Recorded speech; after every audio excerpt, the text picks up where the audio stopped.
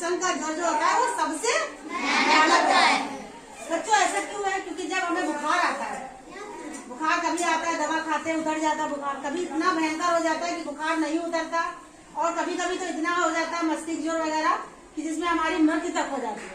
हो जाती है कि नहीं? तो उसी तरीके से कुसंग जो मतलब हमारी जो संगति है, अगर वो खराब हो जाएगी तो उसका परिणाम भी वही होगा। कैसे? तुम लोगों ने कैकेयी का नाम सुना ना? जब वो मंथरा के साथ रहती थी तो उसकी मंथरा की जो बुद्धि थी, जो चालाकी थी, जो कुटिलता थी, वो मंथरा में थी कि नहीं थी?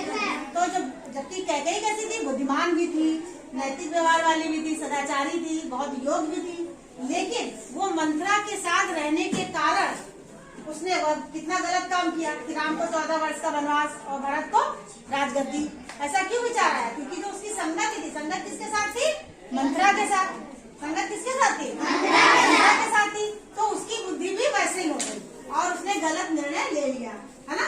तो उसी तरीके से हम लोग, हमारी जो संगति होना चाहिए वो अच्छी होना चाहिए। जैसे हम लोगों ने अभी सैटरडे में हमारे मित्र वाला करा था कि मित्र में क्या क्या गुण होने चाहिए। तो हम किसके पास बैठे हैं, हम किससे बातचीत करते हैं, हम किसके साथ रहते हैं, ये हमें अभी से ध्यान देना होगा।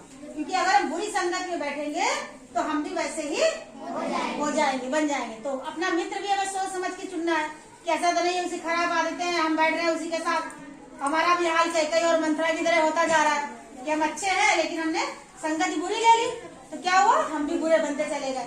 तो हमें ये हमेशा ये ध्यान रखना है कि हमें कैसी संगति होनी चाहिए, हमारी संगत कुसंग ना होने पाए, है ना? जिसके साथ बैठे वो अच्छी संगति हो। ठीक है, समझ में आई बात? नहीं